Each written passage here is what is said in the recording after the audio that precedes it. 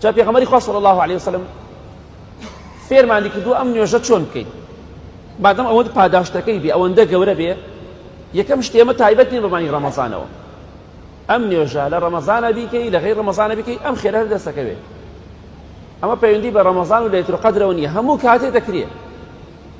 خۆشەویستی خوا فەرمی صلی الله عليه وسلم ئەگەر پێت کرا هەموو ڕۆژێ ئەم نوێژە جارێک بکە یەک جار لە شەو ڕۆژێکە جارێک ئەگەر پێت نەکرا هەفتەی جارێک ئەگەر پێت نەکرا مانگی جارێک ئەگەر پێت نەکرا ساڵی جارێک ئەگەر پێشت نەکرا لە تەمەن تا جارێک بیکە ئینشاڵڵا کیفایەتە بۆت ئەم نوێژە بە جەماعەت ناکرێت ئاگاداری خاڵە بن هەندێک سونەتەیە وەکو نوێژی چێشتەنگا و وەکو نوێژی سەڵات و تەسبیح کۆمەڵێ نوێژەیە بە جەماعەت ناکرێت وەکو تەراویح نییە بۆی ئاگادار بن بە جەماعەت کارێکی شەرعی نیە و سونەتی پێغەمبەری خوا نیە صلی الله عليه وسلم هەر کەسە بۆ خۆی دەیکات ئەم نوێژە دەتوانی ئێستا شێوازەکەی باسەکەین ئینشاءڵڵا دەتوانی دوورکات بیکەی دوورکات بکەیت و سەلام بدەیتەوە دوای دوور کاتی تر بکەیت ئەشتوانی هەر چوار ڕکاتەکە بە یەک سەلامدانەوە بکەی بە یەک تەحیاتیش واتە بەس تەحیاتی ئاخر دەخوێنی کاتێککە ڕکاتی دووەمت تەواو کرد هەڵ ئەسیتەوە بۆ ڕکاتی سێیەم تەحیات ناخوێنی لەبەر چی لەبەر ئەوەی ئەم چوار ڕکاتە سونەتە لەگەڵ نوێژی نیوەڕۆ و عەسر و عیشادا فەرقی هەبێت فەرقێک لە نێوان فەرزەکە و سونەتەکە هەبێت بۆیە دەتوانی دوو بیکەی دەشتوانی هەر چوارەکەی بە یەکۆ بکەی بەڵام بە یەکۆ بیکەی هەر چوارەکەی تەحیاتی یەکەم نەخوێنی خێری زیاتر و ظاهری حەدیثەکە وا دەرەکەوێت چونکە پێغەمبەری خوا فەرمی صلی الله عليه وسلم چوار ڕکات نوێژکە باشتر وایە بە یەک و هەر چوارەکەی بکەی بە یەک تەحیات بەڵام دووش بیکەی هەر دەبێ و هیچ ناشەرعیکی تیان نیە ئینشاءڵڵا شێوازەکەی چۆنە پێغەمبەری خوا صلی الله عليه وسلم بۆمانی باس کردووە چوار کات نوێژی سونەتە الله ئەکبەر دەکەی وەکو نوێژ دابەستن کە نوێژت دابەست سوورەتی پیرۆزی فاتحا دەخوێنی لەگەڵ سوورەتێکی ترا قل هو الله ئەحەدە سوورەتێکی تر کەیفی خۆتە لە دوای فاتحا و سوورەتەکە 15 جار دەڵێی سبحان الله والحمد لله دەستاوە وەستاوە سبحان الله والحمد لله ولا إله إلا الله والله أكبر أشتواني أما أم پنجانا بينك همو پنجه سي پارچه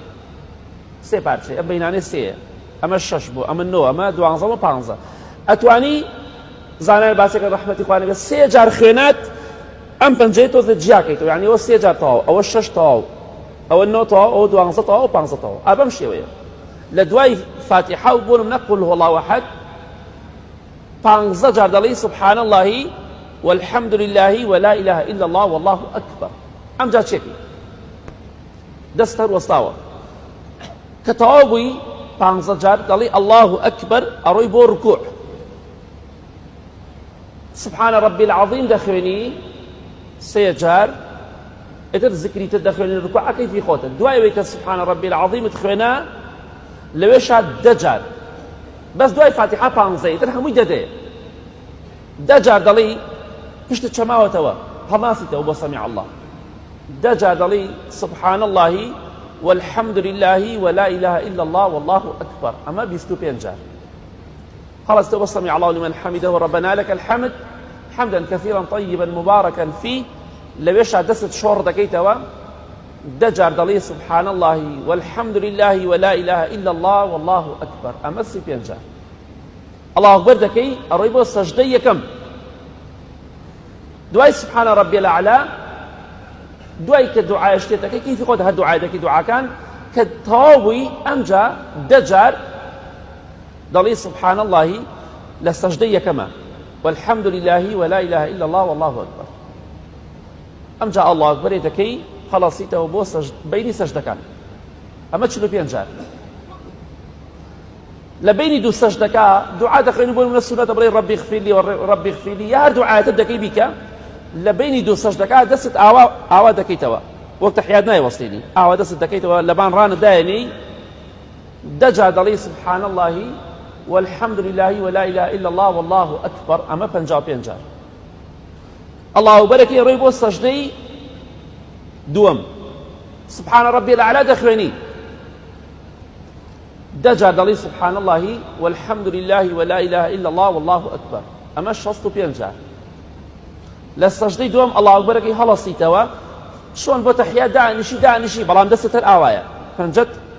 پەنجەی شایەتمان بەرز ناکەیتەوە دەستت ئاوا دەکەیتەوە لەبان ڕانەداینی هەر چۆن لە بینی دوو سەجدەکە دانیشتی لە دوای سەجدەی دووەمیش ئاوا دانیشی دەجار دەڵێی سبحان الله والحمد لله ولا إله إلا الله والله أكبر أما 75 جار ڕکاتی دووەمیش بە هەمان شێوەیە ڕکاتی سێمیش بە هەمان شێوە ڕکاتی چوارەمیش بە هەمان شێوە بەڵام ئاگادارێ و خاڵە بن لە ڕکاتی یەکەم و دووەم و سێم و چوارەمیشە ئەبێ دوای فاتحە سوورەتێک بخوێنی ئیتر قوڵ هەڵاو ئەحەدە یا سوورەتێکی ترە دەیگۆڕی ئەبێ تەنها بە فاتحە نەخوێنی ئەمە فەرقێتی هەیە لەگەڵ نوێژی فەرزە نوێژی فەرز بەعام لە ڕکاتی سێم و چوارەمە بەس فاتحە خوێنی بەڵام ئەمە بێ دوای فاتحە سوورەتێک بخوێنی ئەمە خاڵێتر کاتێک کە تۆ دەڵێی بۆ نمونە جاری دێن دەڵێی سبحان الله والحمد لله ولا إله إلا الله والله أكبر نابي بريبو سجدة أبي بلي سبحان الله والحمد لله ولا إله إلا الله والله أكبر الله أكبر الله أكبر نيش بجياكي لهر چوار كاتك 300 جار أم چوار ذكر دخويني جاء إن شاء الله هر کسی بتمای بهشتا بتمای رضامندی خوایا اگر دیو پاکو خاوین بلا گناه تقریبا 20 دقیقه بۆ نیو ساعتی پێچێ لە کۆڵی مەکەنەوە با ڕۆژێک نیو ساعت بۆ گوناهەکانی خۆم عیبادەت و خواپەرستی بکەم نیو ساعت بە ساحەی مەحشەر و قەبر و قیامەتەکەم عیبادەتی خوا بکەم با بۆشی نیو ساعت بە سەڵات تەسبیح دابنێم ئەوەندە نوێژێکی گەورەیە سبحان الله نوێژی فەرز کە چەندێک گەورەیە گوناهی گەورە لا نابێت ئەم نوێژە گوناهی گەورەش دابێت بۆیە نوێژێکی زۆر گەورەیە سونەتێکی پێغەمبەری خوایە صلی الله عليه وسلم مانگی ڕەمەزان و دوای مانگی ڕەمەزانیش بە ئیزنی خوا بیکەن ئەگەر پێتان خۆشە خوا لێتان خۆش بێ نەتان کردووە لە مۆلا بەردەوام بن لەسەری تەمەن سیقەی نییە با بۆ قیامەتمان ئینشەڵڵا ئەم پاداشتە گەورەمان پێ بێ بۆی ئینشەڵڵا بەردەوام بن لەسەری ئینشەڵڵا تۆ کاتی ئەم نوێژە پیرۆزە بکەی کاتێک کە تۆ دەڵێی سبحان الله والحمد لله ولا إله إلا الله والله أكبر تۆ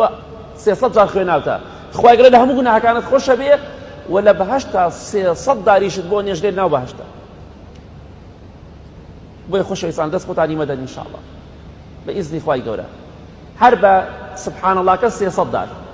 بە الحمد لله کە 300 دار ئەمە 600 دار بە الله ئەکبەر کە 300 دار ئەمە 900 بە لا إله إلا الله کش بە هەمان شێوە 300 دار ئەمە 1200 داریشت لە بەهەشتا بۆ دەنێژدێت خوا لە هەموو گوناهەکانت خۆشە بێت گوناه بە گوناهت سفر دەبیتەوە پاک دەبیتەوە و دوای ئەوەش بە پشتیوانی خوا 1200 دارت داری بەهەشت نەک داری دنیا لە ناو بەهەشتا 1200 داریش بۆ دەنێژدێت